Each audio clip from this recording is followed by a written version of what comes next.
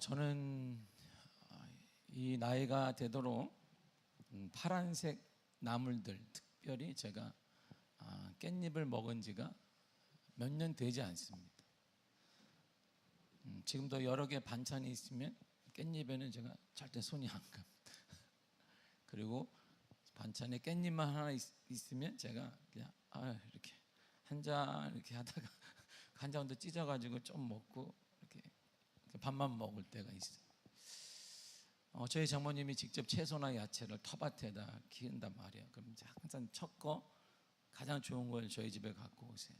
그럼 깻잎도 이제 갖고 오면 제 아내가 깻잎을 좋아하니까 얼마나 맛있는 냄새가 좋다는데 그 냄새가 뭐냐, 저는 이렇게 이게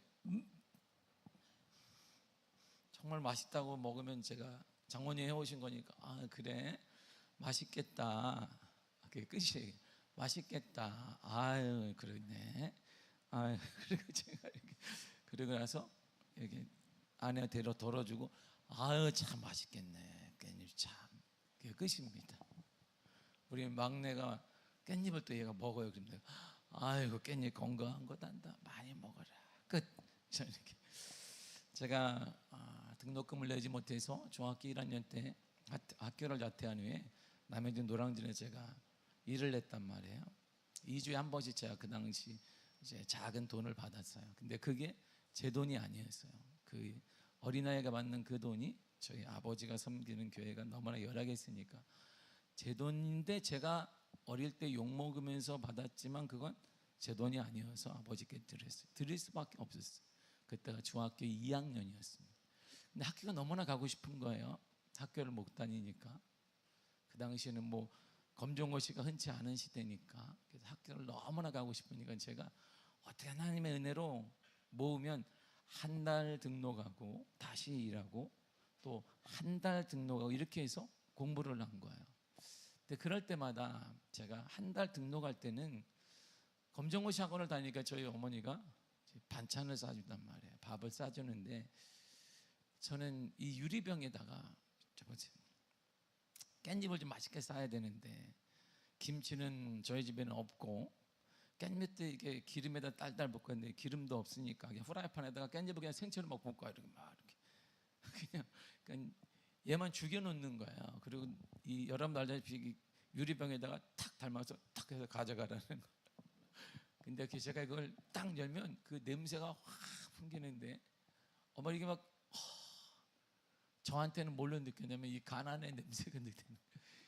이 가난의 냄새 그러니까 제가 어릴 때 제가 어머니가 해줬지만 너무나 먹을 수가 없어서 그냥 젓가락 갖고 밥도 뭐 싸줄 때가 없고 하니까 그냥 엄마 수저만 나한테 줘. 수저만 줘. 다른 거 싸주지 말고.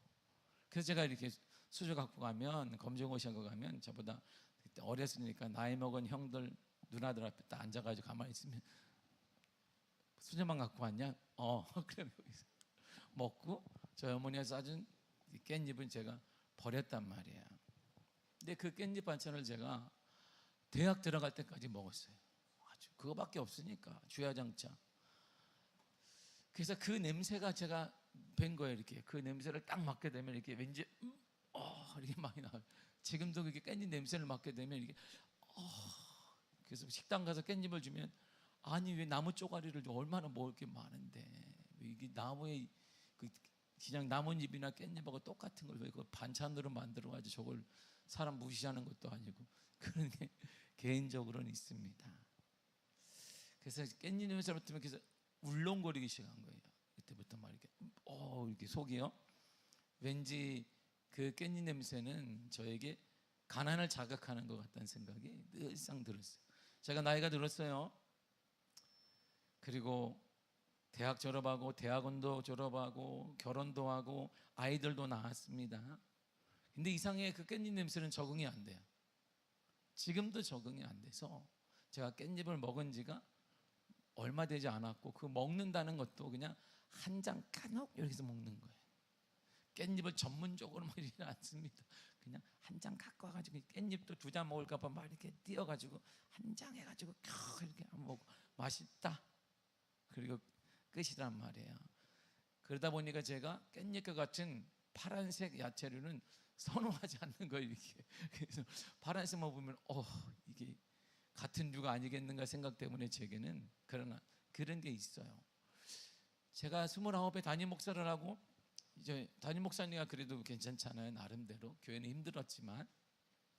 그런데 30대 초반까지 제가 냉장고가 조금씩 비워가면 되게 불안한 거예요. 저는 이렇게. 왜? 먹을 게 없어지는 거 아니야? 어릴 때 먹을 게 하나도 없었으니까.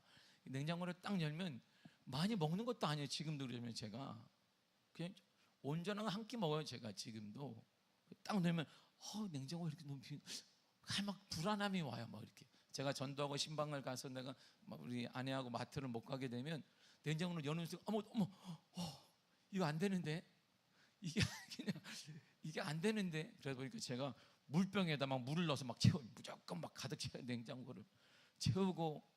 그건 제가 안 먹으니까 우리 애들을 먹어라 막 주니까 우리 애들이 건강한 거예요. 걔가 계속.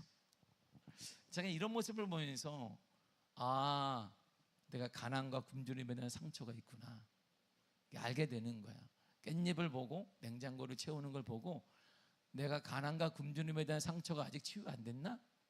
이런 생각을 제가 목회를 하면서 느끼게 되는 거예요.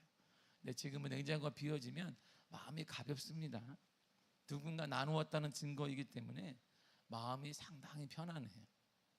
그래서 저보다 하나님이 떡을 다 주신 것이, 제 아내를 주신 것은, 제 아내가 섬기기를 너무 잘하니까 그러면 살면 안 된다 그래서 아마 저는 아내를 만나게 해줘서, 우리 아내는 저보다 그릇이 크기 때문에 팍 나눠주는 스타일이니까 그래서 만나보다 이런 생각을 갖게 됩니다. 이처럼 사람들은 각자의 회복하고 빠져나와야만 되는 상처와 아픔이 있습니다.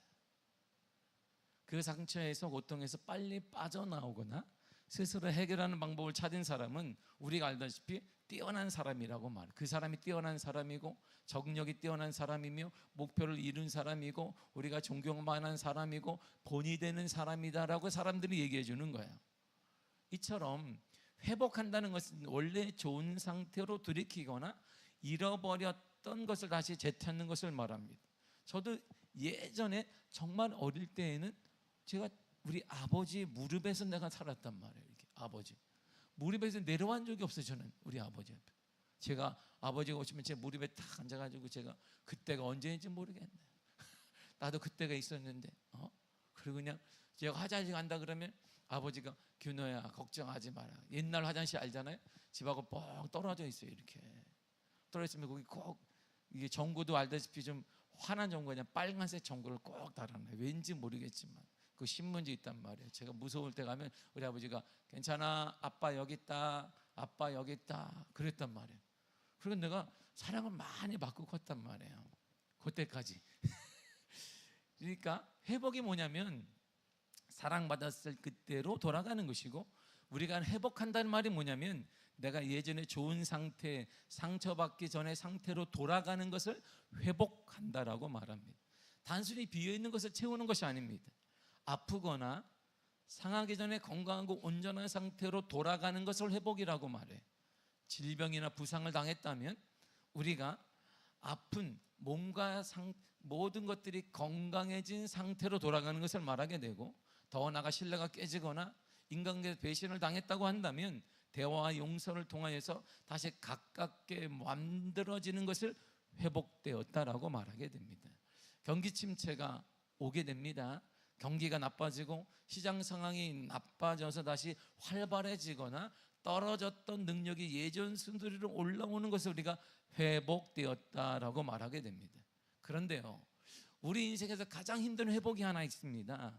바로 그것이 영적 회복이에요. 그것은 한 번 떨어지면 좀처럼 회복되지 않습니다. 제가 짧은 목회와 그리고 신학까지 합치면 제가 목회 생활만 33년을 해왔는데 유심히 항상 제가 경험하는 게 뭐냐면 영적 회복은 좀처럼 쉽지 않다는 거예요. 그리고 그걸 이 회복의 기회를 찾은 사람 하나님의 은혜를 받고 간증자가 된다는 것을 제가 짧은 33년의 목회를 통하여서 늘 깨닫고 바라보고 도전하게 되는 것입니다. 영적인 회복이 쉽지 않은 이유는 우리가 생각하는 영적 무감각증이 생각보다 빨리 오기 때문이에요. 영적으로 감각을 잃어버리는 것입니다. 자기는 무너져가는데 몰라요. 자기는 종교 생활을 하고 있음에도 불구하고 나는 주일을 예배드리고 있기 때문에, 나는 예배를 드리고 있기 때문에 안전하다고 생각하지만 그는 감각에, 무감각증에 빠져버렸는데 본인만 몰라. 본인 주위에 있는 사람들만 몰라. 왜? 유유상종이라 그런 사람들끼리만 만나기 때문입니다. 하나님을 잃어버리거나 하나님의 관계가 틀어졌어도 사는데 전혀 지장이 없어요. 우리는 내 꿈을 펼치거나 사람을 만나는 것, 다양한 경험을 하는데 전혀 지장이 없습니다. 그러나 하나님과의 관계 회복의 실패가 가장 무서운 것은 인간의 존재의 근본이 흔들리기 때문입니다.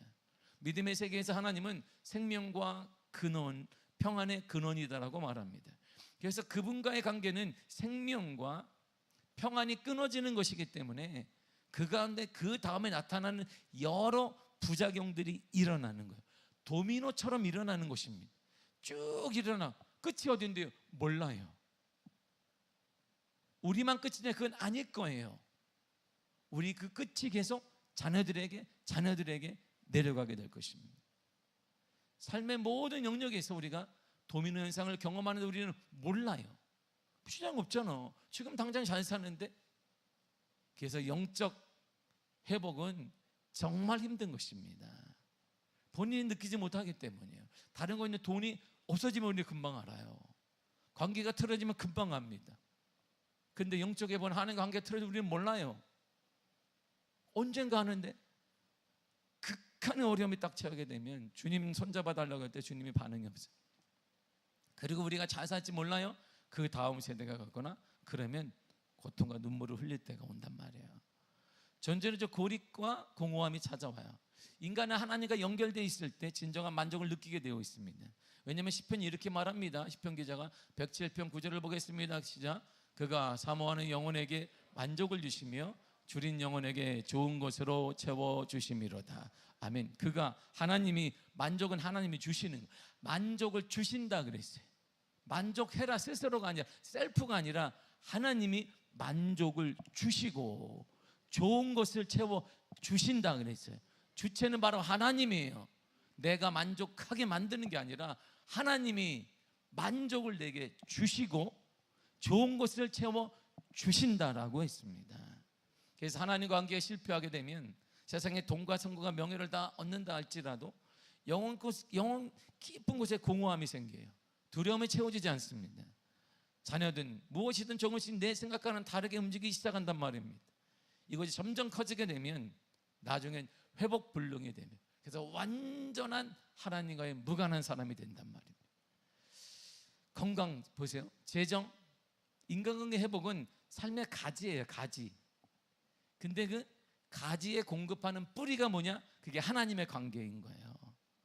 뿌리가 말라 비틀어지게 되면 아무리 가지가 가꾸려고 해도 열매를 맺으려고 되지 않습니다. 제 목양실에 있는 이 행복체리가 10년 가까이 됐어요. 저랑 같이. 근데 이 친구는 행복체리는 햇빛도 봐야 되는데 햇빛 한 번도 본 적이 없어요. 내가 햇빛 보고 와서 옆에 앉는 것밖에 없습니다. 햇빛이 들어오지 않습니다. 그리고 제가 며칠 동안 비면 얘 혼자 집을 지키고 있어요. 누가 물 줬느냐? 아마 물을 줘야 되는데 못 줬네. 걔는 물도 안 먹고 버티고 있어요. 내가, 야, 얘는 10년 동안 버티는 거 봐.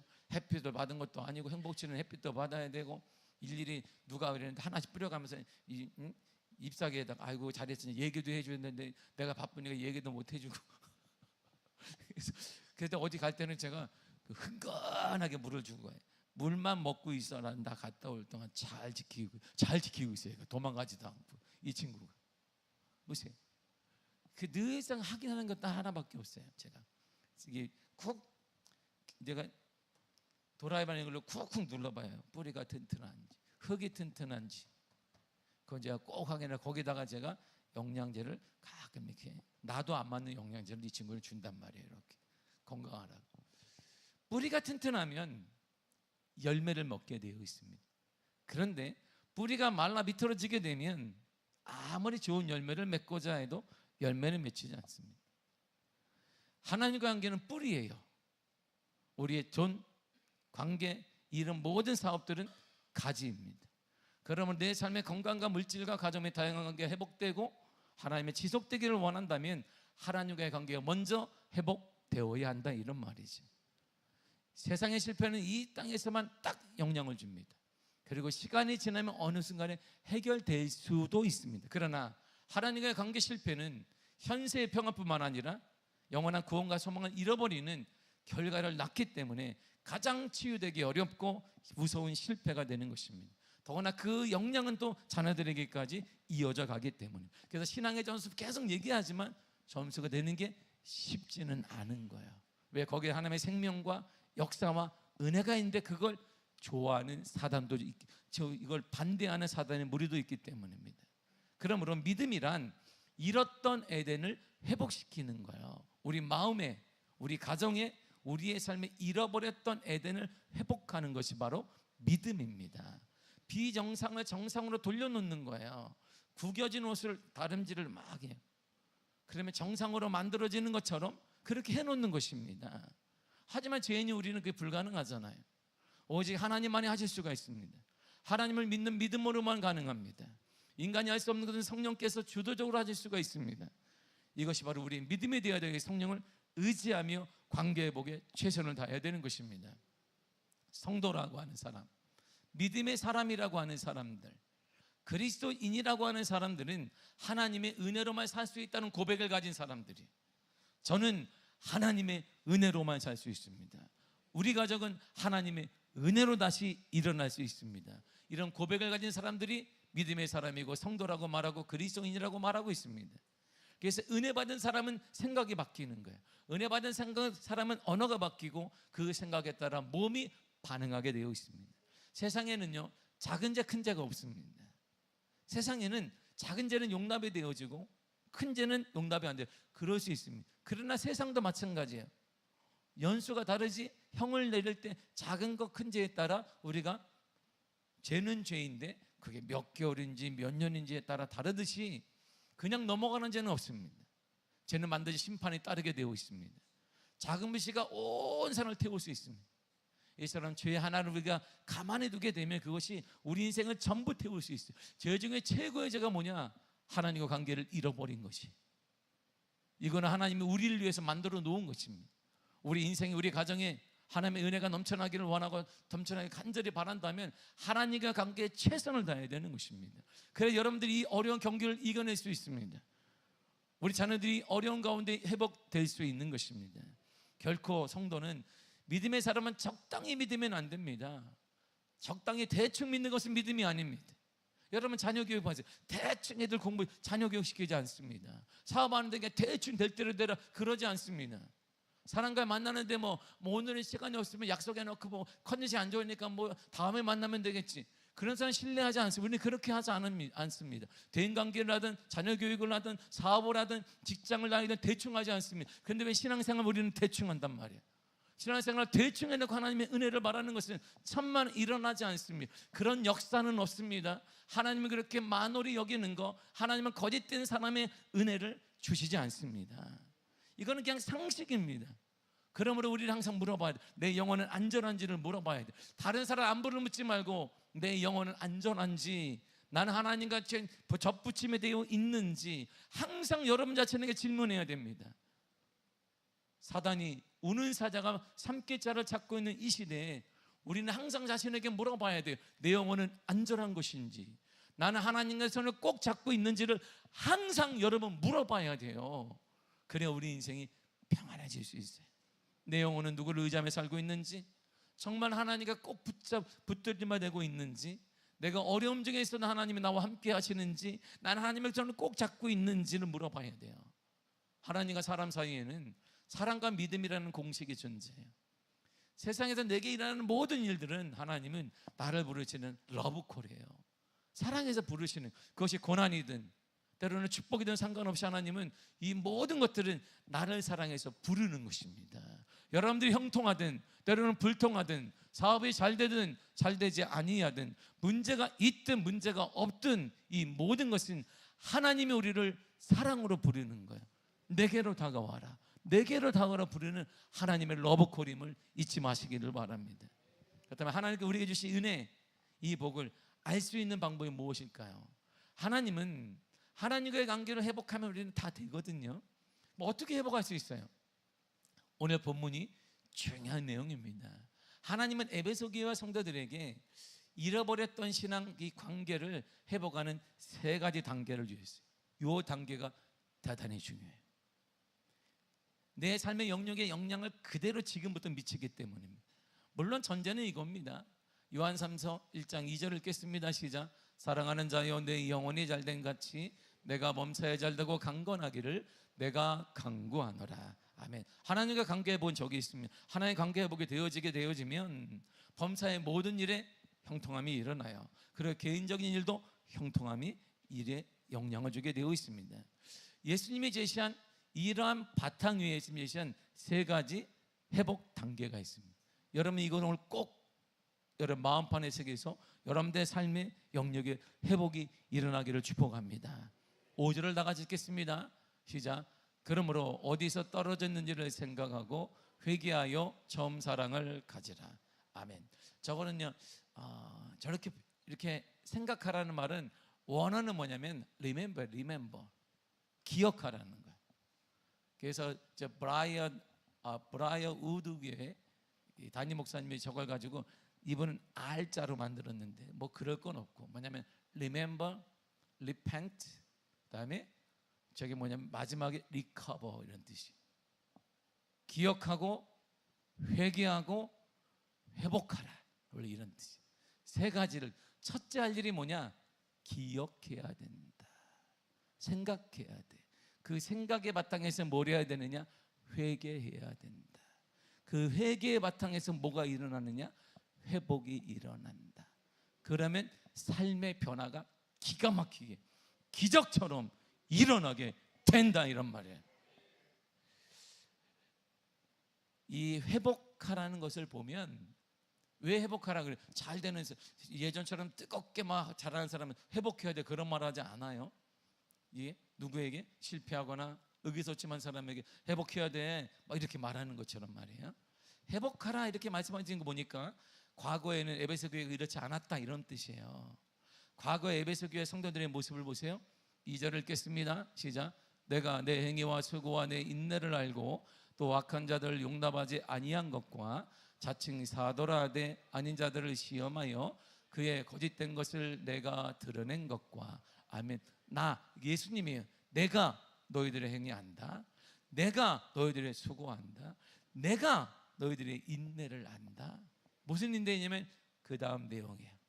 나는 말이다 너희들이 수고한 행위 정말 안다. 너희들이 그렇게 했구나 내가 다 기억한다. 너희들의 행위, 수고, 헌신, 인내 내가 다 안다는 거예요. 예수님은 이들의 생각과 목적과 행동을 다 알고 계셨습니다. 이들의 수고, 헌신, 주를 위한 인내 등을 예수님은 다 알고 계셨어요. 약한 자들, 악한 자들 가만히 두지 않았습니다. 이들을 책망했고 그리고 바르게 가르쳤습니다. 또한 에베소 교회 안에 상전하는 그리스도인 척하는데 가짜 그리스도인, 사도인 척하지만 가짜 사도인. 즉 이 말이 뭐냐면 그리스도인이 될 뻔했지만 그리스도인이 아닌 사람들을 이들은 정확히 구분해서 교회 밖으로 쫓아보냈어요. 이들 때문에 교회가 퇴색되거나 물들거나 혼란이 있을까 봐 그리스도인이 될 뻔했으나 그리스도인이 아닌 사람들을 이들이 정확히 영적 분별하여 교회 밖으로 쫓아냈습니다. 이렇게 이든 교회를 지켜낸 거예요. 주님의 교회를. 주님의 교회를 위한 이들은 최선을 다했어요. 그걸 주님이 내가 안다 그랬어요. 또한 이들이 주를 했던 선한 일도 알고 계셨고 칭찬하셨습니다. 3절을 쉬운 성경을 읽겠습니다. 시작. 너는 나를 위하여 고난을 참고 낙심하지 않으며 잘 견뎌 주었다. 아멘. 에베소 교인들이 너희는 고난을 참았다. 에베소 교인들이 너희는 낙심하지 않았다. 에베소 교인이 너희들은 잘 견뎌 주었다. 누구를 위해? 나를 위해. 예수 그리스도를 위해. 여러분 우리 때문이 아니에요. 오직 주님을 위해서 주님의 교회를 위해 예수님을 위해 우리는 고난을 참고 낙심하지 않았고 견뎠다 이렇게 말해요. 이렇게 칭찬 들었던 사람들이었는데 현재 모습이 좀 달라졌어요. 4절을 보겠습니다. 시작. 너를 책망할 것이 있나니 너의 처음 사랑을 버렸느니라. 너희들이 그랬어. 그런데 책망할 게 있다. 그 사랑을 너희들이 버렸다 그랬어요. 처음에 이렇게 열정적으로 주를 위해 했던 모든 것들, 주님께서 기억하셨던 모든 것들을 잃어버렸다는 것입니다. 그러니까 다윗 또 하나 뭐가 이게 있어요? 회복하자. 얘들아, 주님은 끝낸 게 아니에요. 회복하라. 그렇지만 주님께 책망받는 게 회복하라는 것입니다. 그래서 예수님이 이들에게 제시한 세 가지 회복 단계가 나온 거예요. 다시 한번 5절 읽겠습니다. 시작. 그러므로 어디서 떨어졌는지를 생각하고 회개하여 처음 행위를 가져라. 아멘. 생각하라는 거예요. 이건 think가 아닙니다. remember, 기억하라는 거예요. 어디서 신앙의 본질을 잃었는지를 기억해내라는 거예요. 여러분, 기억해야 합니다. 신앙은 마구잡이로 하는 게 아니에요. 신앙은 정확히 자신을 파악할 줄 알아야 돼요. 생각하라 이 뜻은 자신의 영적 타락의 시발점이 어디 있는지, 원인이 무엇인지를 정확히 기억하고 짚어내야 돼요. 그래야 답이 나오는 거예요. 무턱대고 막 덤벼서 나오는 게 아닙니다. 왜 내가 이렇게 되었는지, 왜 내가 이렇게 실망하고 있는지, 왜 내 신앙이 이렇게 타락했는지, 왜 신앙이 내가 이렇게 인격이 이렇게 되었는지를 정확히 진단해야 돼요. 그래야 답이 나오는 거예요. 그것 없이 무조건 기도하면 되지 않느냐? 천만에. 주님이 이런 말이 그런 몰상식한 분이 아니에요. 기억해내라는 거예요. 기억해라. 예수님께서 에베소 교회를 향해 하신 말씀은 하나님과 관계 회복을 위해 가장 먼저 선행되어야 될 것이 뭐냐면 철저한 자기 진단을 하라는 거예요. 내 진단이 남의 거 보지 말고, 남의 거 핑계, 남의 거 진단해 주려고 하지 말고, 그는 말이 이런 말 말고, 내가 볼 때 그 사람 그런 거 말고 나를 철저히 진단해야 합니다. 어디서 떨어졌는지를 생각하라는 거예요. 내 신앙이 어디서 뚝 떨어졌는지를 기억해내라는 것입니다. 주님을 최고로 사랑했던 영적 고지가 있어요. 근데 지금은 다 메말라 버렸습니다. 뚝 떨어졌어요. 원인이 뭘까? 왜 그때 그랬지? 그걸 기억해내라는 것입니다. 내가 언제부터 어떤 사건이나 유혹 때문에 하나님을 향한 뜨거운 사랑을 잃어버렸는지 명확히 기억하고 인지해야 됩니다. 확실히 알아야 됩니다. 이 과정은 또 회복과 치유가 일어나게 되는 것입니다. 회개란 당신이 마음을 슬퍼하는 감정이 아닙니다. 잘못된 방향으로 가던 것을 멈추고 하나님께로 180도 돌아가는 것입니다. 우리가 이렇게 가고 있는데 회개는 뭐냐면 이걸 딱 멈추고 일로 돌아가는 거예요. 이렇게. 근데 우리는 여전히 가면서 뭐 대충 하면 되지 않겠는가? 그러면 내가 왔던 길이 천만에 되지 않습니다. 신앙은 이렇게 막 하는 게 아닙니다. 신앙 하나님이 주님 뭘 사고를 원하는 거예요. 우리의 사고를 하나님이 허락하신 사고를 하라는 것, 사고를 생각해야 된다. 기억해내라는 것입니다. 여기서 말하는 생각하거나 방향 전환을 하기 전에 자신이 지금 하나님과 얼마나 멀어졌는지를 깨달으는 거예요. 내가 이렇게 저기는 이렇게 왔네? 왜 내가 이렇게 왔지? 그걸 기억해내라는 거예요. 왜 나는 무슨 사건 때문에? 그럼 답이 딱 보여요. 이 사건 때문이었구나. 그게 내게 상처일 거예요. 그게 내게 고통일 것입니다. 그게 회복되어야, 치유되어야 거룩한 하나님의 은혜와 기적과 역사와 은혜가 가나안 땅의 축복이 일어나게 되는 것입니다. 그것 없이 그냥 무조건 계속 가자. 어디까지 갈 건데요? 어디까지 가시겠습니까? 신앙생활은 대충 구렁이 담 넘어가듯이 하는 것이 아닙니다. 다시 말하자면 자녀 교육을 여러분 대충 하는 거 맞습니까? 웬만한 엄마들은 학원 시간까지 알아. 몇월 며칠, 오늘은 뭐 너 왜 여기 있니? 딱 애들이 잠시 지금 그럴 때니 가방을 싸서 준비할 때 다 알아. 그냥 스케줄표를 애들보다 잘 알아. 대충 교육 시켜놔요? 애들이 수업이 8시라면 이렇게 뭐 9시 가지고 이런 엄마 봤습니까? 아빠 봤습니까? 그 전에 일어나서 8시라면 뭐 7시 반에 깨우는 부모, 애들 씻고 밥 먹고 엄마들 언제 일어나? 새벽부터 일어나가지고 새벽기도는 안 나와도 막 애들은 막 새벽부터 나와도 하는 거야. 이렇게 얼마나 정성. 직장생활 대충 하십니까? 여러분 가게 크든 작든 대충 하십니까? 뭐 사업자 대충 운영하십니까? 근데 신앙생활은 왜 이러냔 말이에요. 철저한 자기 통찰이 있어야 돼요. 자기 진단을 할 줄 알아요. 여러분 모르겠지만 저는 매년마다 우리 교회를 평가해요. 개인적으로 10가지 항목을 위해서 철저히 평가. 그래서 뭐가 부족하지? 그걸 계속 채우는 거예요. 여러분, 우리 프로그램을 하지 않지만 제가 그걸 계속 채웁니다. 때가 됐으니까 예배 기도 시간 늘려야 되겠구나. 그래서 철야가 늘어난 거예요. 언젠가부터 철야 뭐 이렇게 길게 해? 철야 우리 길게 하면 1시간 이상 기도하고 1시간 반 동안 기도합니다. 왜 일어났을까요? 예전에는 제가 40분 동안밖에 안 했어요. 너무 힘들기 때문에. 근데 이제 차니까 내가 좀 늘리고 하는 거예요. 철저히 제가 평가해서 하는 것입니다. 우리의 영적인 수준과 환경을 볼 때 가능하겠다 해서 조금씩 늘려나가는 것이. 전도도 이렇게 하면 가능하겠다. 우리의 부족한 것들을 하나하나 채워서 만들어간 것이에요. 그러니까 무조건 때가 되면 돼. 그거 아닙니다. 매년마다 10가지 항목을 제가 해서 맨날 평가해 스스로. 이게 부족하네? 이걸 채우는 거. 그리고 와서 10년이 걸린 거예요.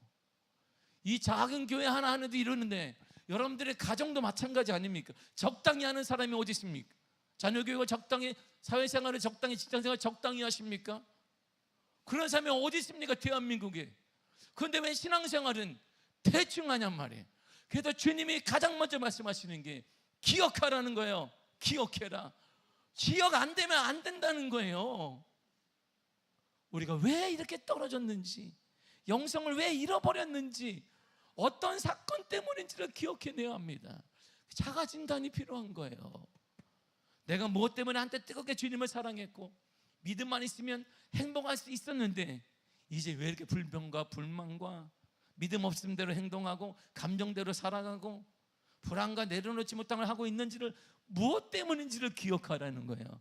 그래야 치유가 일어나고 회복이 일어나며 역사가 달라지게 되는 것입니다. 물질의 욕심 때문인지, 그 물질의 욕심이 언제부터 내게 들어와 자리를 잡았는지, 사람의 관계 때문인지, 사람과의 관계가 틀어지면 언제나 당연히 하나님도 없는 듯 자기 마음대로 행동하게 되었는지, 언제부터 불평과 원망과 남탓하는 삶을 살았는지, 무엇 때문인지, 어떤 계기 때문인지.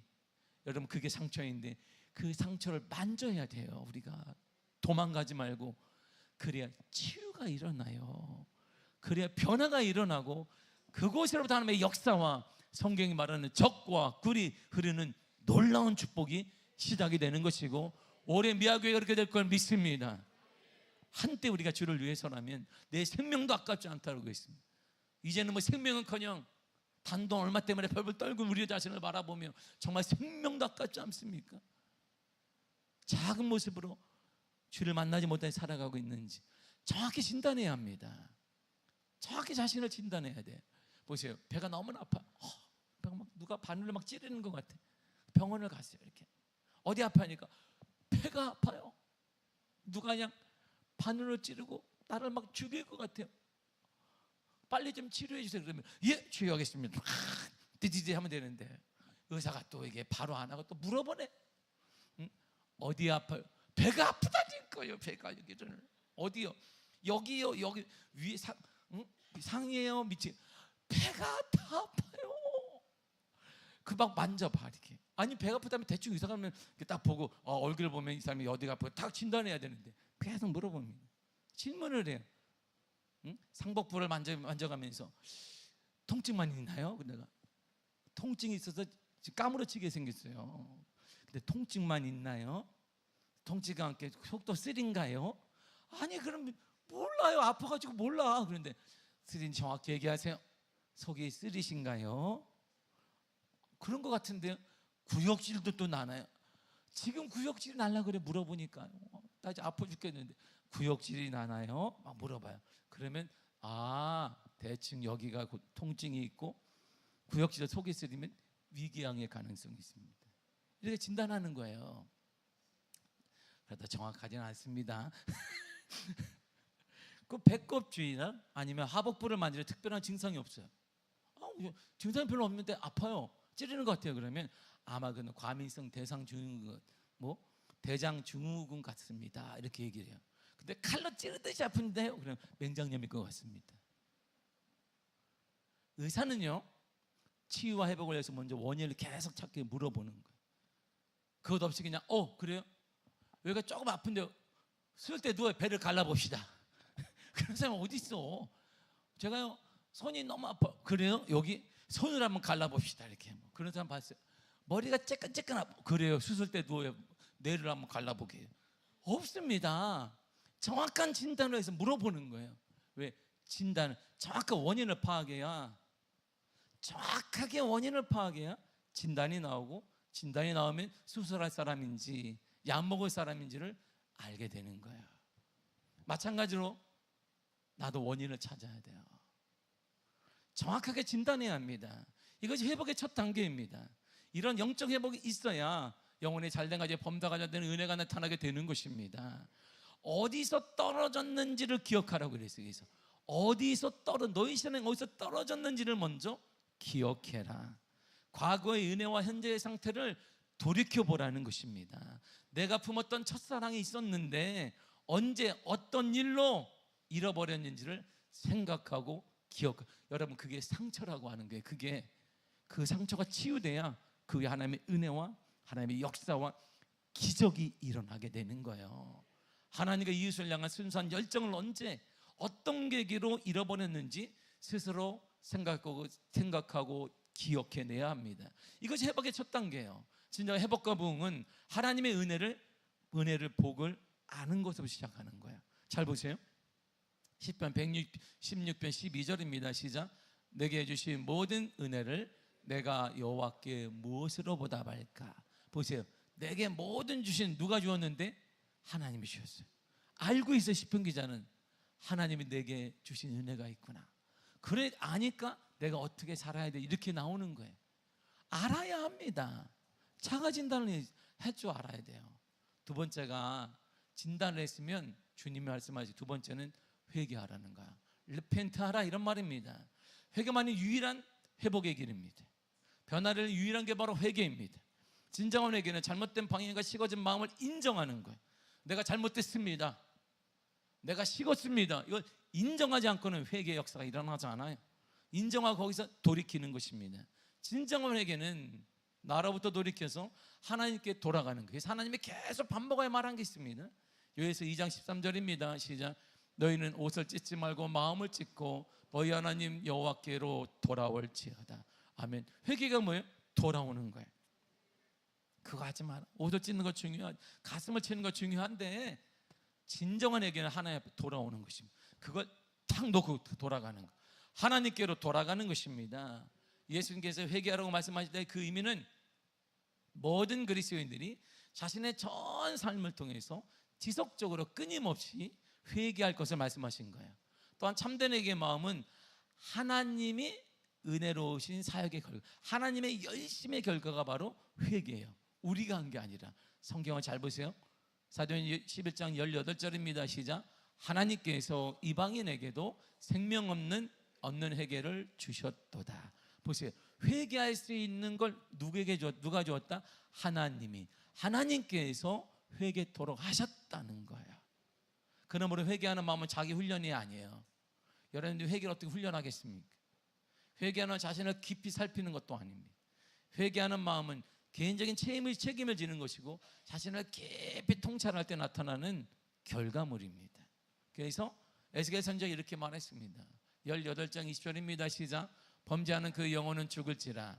이들 아들은 아버지의 죄악을 담당하지 아니할 것이요 아버지는 아들의 죄악을 담당하지 아니하리니 의인의 공의도 자기에게로 돌아가고 악인의 악도 자기에게로 돌아가리라. 아멘. 자기의 죄에 대한 책임을 져야 되고 주님은 반드시 물으신다는 것입니다. 그러므로 하나님 묻기 전에 우리가 회개해야 됩니다. 회개에 관련해서 알아야 될 세 가지 분명한 사실이 있습니다. 여러분, 이게 되게 중요해요. 첫째는 거기에 어떤 문제가 있다는 사실을 반드시 알아야 돼요. 우리 가정에, 내 삶에 분명한 문제가 있다는 것을 내가 알아야 돼요. 다른 사람이 아는 게 아니라 내가 알아야 합니다. 내가 바로 그 문제라는 사실을 또한 알아야 돼요. 그 문제가 어디 있는가 봤더니 나예요. 나. 그걸 알아야 합니다. 셋째가 내가 반드시 하나님의 도우심에 의존하면 풀린다는 사실을 알아야 돼요. 여러분, 그 문제는 다른 사람이 아니라 그 문제를 계속 풀어내칠 때 가면 거기 내가 있단 말이에요. 문제의 근원은 나예요. 나. 내 잘못된 시각과 잘못된 믿음 없음이 문제이지 상대방이 아니란 말입니다. 내가 믿음이 충분히 있으면 주님이 변화시켜 주시고 그도 변화시켜 주시고 역사가 나타나게 주시는, 우리는 그 믿음을 믿습니다. 우리는 그 하나님을 믿습니다. 여러분, 이게 회개인 거예요. 회개할 때 우리가 계속 남을 바라보기 때문에 답을 다른 사람이 찾고자 하는데, 그렇죠. 우리 하나님은 전능하시기 때문에, 무소부재하시기 때문에 하나님의 방법으로 변화시키며 하나님은 그 사람도 그 환경도 역사도 변화시킬 수가 있는 분이십니다. 그러니까 나를 발견해야 돼요. 내가 은혜와 복을 받기 위해 회개에다 우상들이 많아요. 이것을 쫓아내야 됩니다. 성경에는 수많은 우상들이 있습니다. 특별히 내 마음에 있는 우상들을 다 쏟아내야 돼요. 끊어버려야 됩니다. 사람들에게는요, 권세 우상이 있어요. 파워나 권세를 즐기는 거예요. 내 힘을 소중히 여깁니다. 그래서 배우는 거예요. 좁은 자리에 가고자 하는 것입니다. 왜? 그럼 내가 달라질 줄 아는 것이지. 그 인정 숭배가 있습니다. 인정받고 싶어하는 마음이 있어요. 인정해주지 않으면 시험 드는 사람도 있습니다. 그러니까 이미지 숭배가 있어요. 착한 누구의 이미지를 갖고 싶은 거예요. 나도 저런 사람처럼 이미지. 그래서 착한 사람 신드롬이 교회가 빠져 있는 거예요. 나는 착한 사람, 이렇게. 난 누구에게 착한 사람처럼 보이고자 하는 그런 이미지를 숭배하는 많은 사람들이 교회 안에 있어요. 예수님을 닮으시길 바라나 예수님은 착하지는 않았습니다. 예수님은. 그리고 통제 숭배가 있어요. 내가 명령하면 다 움직여야 되는데 내 명령을 듣지 않는 거예요. 내가 명령만 또 들어야 하는데. 그래서 한인교회, 미국의 한인교회도 교회가 계속 깨져요. 할인들이 지금 미국은요, 이민을 가지 않습니다. 한국에 살만하기 때문에. 미국이 어려우니까. 근데 이민자들이 줄고 한인들은 줄는데 교회는 부흥되고 있어요. 수가 늘어나요. 왜일까요? 교회가 계속 깨지는 거예요. 계속 깨져. 내가 이렇게 얘기하면 되는데 내가 뭔데? 내가 돈을 좀 갖고 있는 사람이 내 말을 안 들어. 그 교회를 깨고 옆에다 내는 거예요. 또 깨고 내는 거예요. 그게 한인교회만 그럴까요? 통제를 숭배하는 거야. 우리가 원조를 숭배하는 사람이 도와주다 보니까 내가 좀 누굴 좀 도와주니까 나를 바라보는 게 다르네. 여러분, 그게 우상이에요. 그래서 오른손 아는 일을 왼손이 모르게 하라고 주님이 말씀하신 거예요. 근데 의존을 숭배, 하나님보다 누구를 더 숭배하는 거예요. 하나님보다 그 물질이 되기도 하고 모든 것이 되기도 하는 것입니다. 그 독립을 숭배합니다. 하나님 없이도 모든 게 가능하다는 거예요. 하나님 없이 충분히 나는 이길 수 있다는 거예요. 여러분, 이게 우상입니다. 일을 숭배하는 것도 우상이에요. 일이 더 중요합니다. 일이 안 풀리면 교회를 향해 주님의 소리를 치고 자신을 과시하려 하는 것, 이거 정말 심각한 우상이에요. 성취 우상도 있습니다. 이루어진 것을 보고 그걸 소중히 여기는 거예요. 이 하나님 없이도 뭐 이루어지니까 내가 일만 성취되면 그건 심각한 우상이 우리 속에 가장 모두가 갖고 있는 게 우상입니다. 또한 물질주의 우상은 우리가 말 안 하지 않아요. 돈이 최고인 거예요. 뭐든지 돈으로 되는 거, 정치도 돈으로 되는 것이고, 큰 죄를 줘도 돈으로 되는 것이고, 어떤 일이 돈으로 되는 것이고, 미국에서 항상 하는, 살인을 미국에서는 항상 하는 말이 있어요. 살인을 해도 유대인 변호사를 사면 무죄가 된다는 말이 있어요. 유대인 변호사는 엄청 비쌉니다. 유대인 변호사 살려면 기본적으로 만 단위부터 출발해. 그냥 시작할 때, 계약할 때 몇만 불을 주는 거예요. 이게 몇 천만 원부터 시작을 해. 성과기만 그냥 계약금으로 줍니다. 그래서 유대인들을 싫어하는 거, 그만큼 어떻게 하든지 무죄를 만들어 유대인들. 그래서 최고의 단가가 높은 게 유대인 변호사예요. 이들이 돈이 있으면 된다는 거예요. 돈만 있으면 다 된다는 것입니다. 가정 숭배, 가정 우상도 있습니다. 내 가정만 평안하면 되는 거예요. 내 가정만, 오직 내 가정만 생각하는 것입니다. 성기도고 나눔도 없는 것입니다. 그 우상이에요. 관계 우상도 있습니다. 하나님보다 사는 관계 우상인 거예요. 늘 끌려다니는 거예요. 그래서 늘 사람에게 끌려 하나님께 끌려다니는 것이 아니라 그 심각한 우상입니다.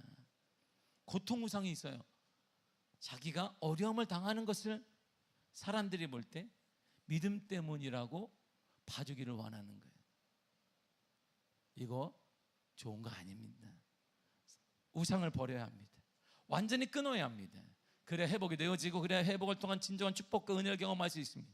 우상이라 하나님보다 더 사랑하는 것, 더 의지하는 것, 내 삶의 안정과 보장을 해주는 것을 믿는 모든 것들이 우상입니다. 단순히 나무나 돌로 만든 종교적인 이미지가 아닙니다. 신상만을 뜻하는 것이 아닙니다. 눈에 보이지 않더라도 하나님이 있어야 그 자리에 떡하니 있는 그게 우상입니다. 그것이 사람이든 물질이든 성공이든 그 무엇이든 하나님의 자리에 있는 모든 것들은 다 우상이에요. 이제 하나님의 자리에 앉아있는 모든 우상들을 완전히 우리가 제거해야 돼요. 그때 역사가 일어나게 되는 것입니다. 주님이 명령하셨어요. 그리고 나서 이제 세 번째로 주님이 회복하라, 리커버하라 이렇게 말씀하신 거예요. 다시 한번 5절을 읽겠습니다. 시작. 그러므로 어디서 떨어졌는지를 생각하고 회개하여 처음 행위를 가지라. 아멘. 이 처음 행위를 가지라는 말씀은 단순히 과거에 했던 열심, 그 부지런한 종교 활동을 다시 반복하라는 뜻이 아닙니다. 이 명령은 하나님을 향한 순수한 첫사랑에서 시작된 삶의 열매를 다시 회복하라는 거예요. 에베소 교회는 외관적으로 보면 완벽한 교회, 이단도 분별해냈고 진리를 지켰고 교회라는 열심도 있었으며, 그리고 그리스도 인척하는 사람도 쫓아내었고 사도 인척하는 사람도 쫓아내었어. 그리고 이들이 그리스도인이 될 법했는데 안 된 사람도 구분하여 쫓아냈습니다. 그런데 처음 사랑을 버렸어요. 그 해결책이 뭐냐면 처음 행위를 가지라 그랬어요. 처음 행위를 가지라는 말씀은 에베소 교회가 이단 분별과 교리에 거기에 집중을 해버렸습니다. 그러면서 하나님 사랑을 잃어버렸어요. 하나님에 대한 열정을 잃어버렸습니다. 그걸 회복하라는 명령입니다. 예수님은 본질적인 사랑을 잃어버린 상태를 영적 타락이라고 말해요. 주를 향한 사랑을 잃어버린 예배, 영적 타락한 예배라 그러는 거야. 우리의 봉사에 예수님의 사랑에 결여된 것, 이것이 타락이라고 말하는 것입니다. 우리의 찬양에, 우리의 예배에 예수님에 대한 사랑에 결여된 것, 그것이 바로 영적인 타락이다라고 말하는 것입니다. 그래서 강력히 회복하지 않으면 교회의 자격을 박탈하겠다라고 말씀하셨어요. 우리도 예배소 교회처럼 열심을 나름 할 수 있습니다. 그러나 사랑에 빠진 종교적인 열심과 행위와 수고는 주님이 원하지 않는 거예요. 처음을 뜻하는 헬라어는 프로토스입니다. 그러니까 처음, 중간, 나중, 시간적인 의미도 있습니다. 그러나 여기서 말하는 건 시간적인 의미가 아니라 우선순위를 말하는 거예요. 가장 먼저 해야 되는 것, 예수님을 처음 믿었을 때 가졌던 순수한 사랑, 그것이 가장 우선되어야 된다, 이런 말입니다. 그래서 주님이 이렇게 말씀하신 거예요. 고린도서 13장 1절에서 3절입니다. 시작.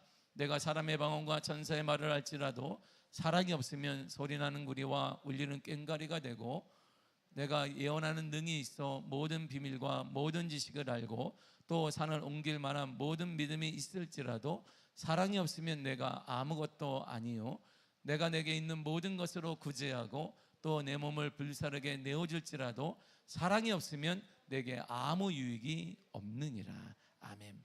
자녀에 대한 사랑은 엄청 큽니다. 자녀에 대한 부모의 사랑은 되게 커요. 근데 부모에 대한 자녀의 사랑은 상당히 작습니다. 자녀에 대해서 우리는 앞뒤 가리지 않습니다. 생각하지 않습니다. 손해 그거 생각하지 않습니다.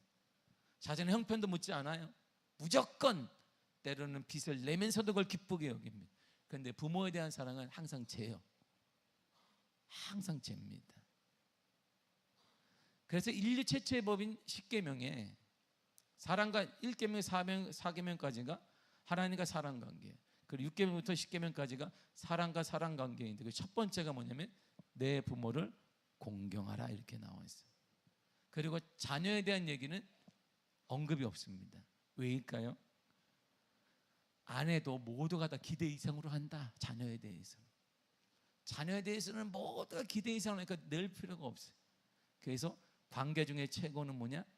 내 부모를 공경하라고 나온 거예요. 예수님의 에베소 교회를 향해, 우리를 향해 자녀보다 우선적인 사랑을 요구하시는 거예요. 그때 회복이 이루어진다라고 말씀하시는 것입니다. 그때가 되어서 회복과 역사와 은혜가 나타나고 우리 자녀들에게 드러나게 되는 거예요. 기도가 축복을 원한다면 예수님을 자녀보다 그 무엇보다 먼저 사랑하시기를 바랍니다.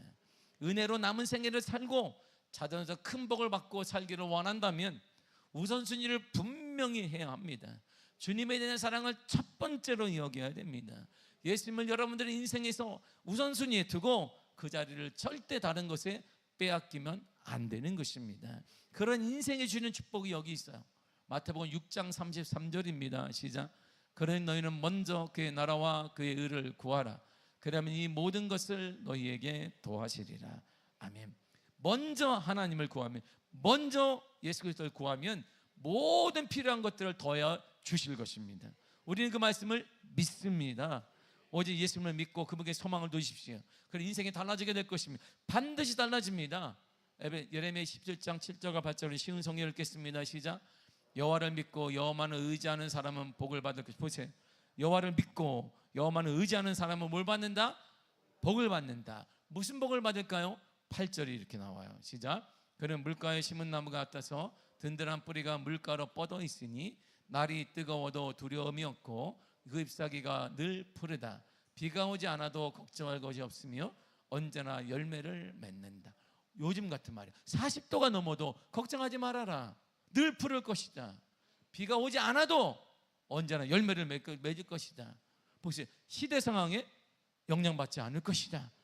하나님을 믿고 하나님을 섬기는 그 사람이 하나님 이런 복을 허락하여 주시겠다는 것입니다.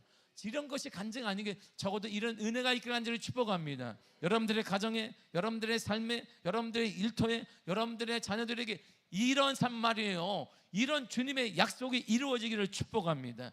그래서 우리 미아교를 통해 이런 은혜를 받았습니다. 여러분의 간증자가 되시기를 바랍니다. 그러나 예수님의 경고를 끝까지 무시하는 자에게는 마지막으로 이런 경고를 주었습니다. 5절을 다시 한번 읽겠습니다. 시작. 그러므로 어디서 떨어졌는지를 생각하고 회개하여 처음 행위를 가지라. 만일 그리하지 아니하고 회개하지 아니하면 내가 내게 가서 내 촛대를 그 자리에서 옮기리라. 아멘. 예시록 1장 20절을 보면 촛대가 바로 교회입니다. 따라서 촛대를 옮긴다는 것은 교회로서의 존재 가치를 다 말살시키게, 사명을 상실하게 하겠다는 것입니다. 성령의 임재를 다 거둬가겠다는 것입니다. 실제로 역사 속에서 에베소 교회는 이 경고를 소홀히 해서 결국 황폐해지고 자취를 감췄습니다. 내 삶도 황폐해질 수 있음을 기억하십시오. 잊지 마십시오. 더 늦기 전에 바로 오늘이 여러분들의 회복의 시간이 되기를 간절히 축복합니다. 지금이 바로 주님께서 주시는 기회의 시간입니다. 생각하십시오. 기억하십시오. 떨어진 때, 믿음을 잃었을 때를 기억하십시오. 이것이 치유와 회복의 출발점입니다. 그리고 철저히 회개하십시오. 진정한 회개는 죄로부터 하나님께로 돌아서는 것입니다. 하나님께 돌아가기 위해 여러분들 가진 우상을 철저히 내려놓으십시오. 그리고 회복하시기를 바랍니다. 처음 사랑, 처음 열정, 주님에 대한 우선순위를 회복하시기를 바랍니다. 그러면 그 어떤 어려움이 와도, 날이 아무리 뜨거워도 열매를 맺고 늘 푸르게 되어지고 비가 오지 않아도 열매를 맺는 것처럼 어떤 어려움 앞에서도 여러분들의 기업과 일터가, 여러분들의 가정이 놀랍게 일어나게 될 것입니다. 부흥하게 될 것이고 회복될 것입니다. 그런 은혜가 여러분 삶에 넘쳐나게 되기를 간절히 축복합니다. 기도하겠습니다.